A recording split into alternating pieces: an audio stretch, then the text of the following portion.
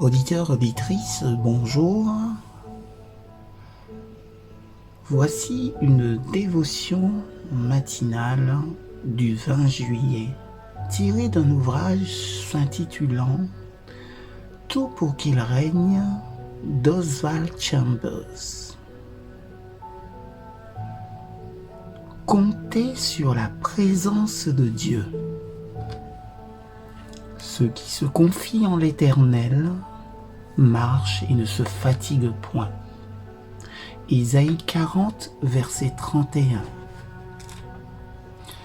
Marcher n'a rien de palpitant ni de sensationnel, mais cette activité demande pourtant de l'endurance. Pour marcher et ne point se fatiguer, selon ce qu'il est écrit d'Ésaïe chapitre 40, verset 31, il faut savoir utiliser toutes ses forces. Le mot « marcher » est employé dans la Bible pour évoquer le caractère d'une personne. Regardant Jésus qui marchait, Jean dit « Voici l'agneau de Dieu ». Jean chapitre 1, verset 36, version Darby. Rien n'est abstrait dans la Bible.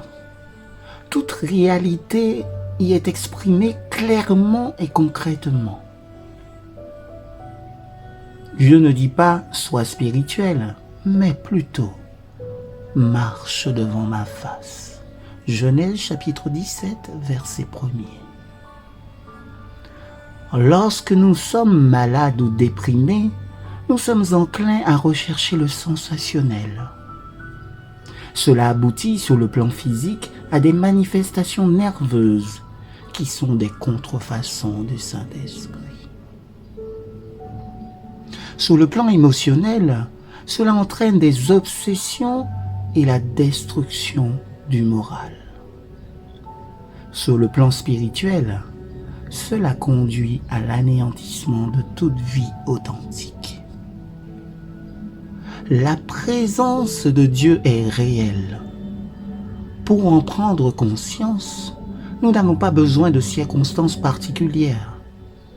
Il s'agit simplement de garder les yeux fixés sur le Seigneur.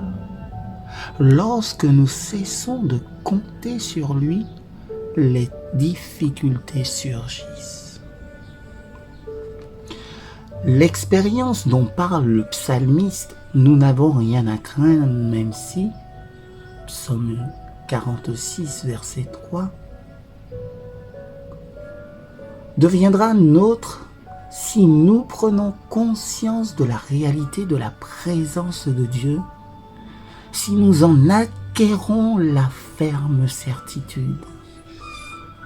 Alors nous nous exclamerons « Dieu est ici pendant tout ce temps ».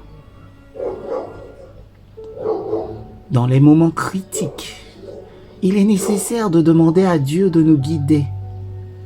Mais gardons-nous de dire sans cesse « Ô Seigneur, conduis-moi dans telle ou telle direction ».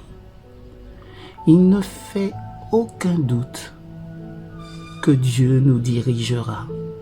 D'ailleurs, il le fait déjà. Dans la vie quotidienne, nous prenons plusieurs décisions. Si celles-ci ne correspondent pas à la volonté de Dieu, il nous le fera comprendre d'une manière ou d'une autre. Prenons alors une pause, demeurons silencieux et attendons que sa présence nous éclaire.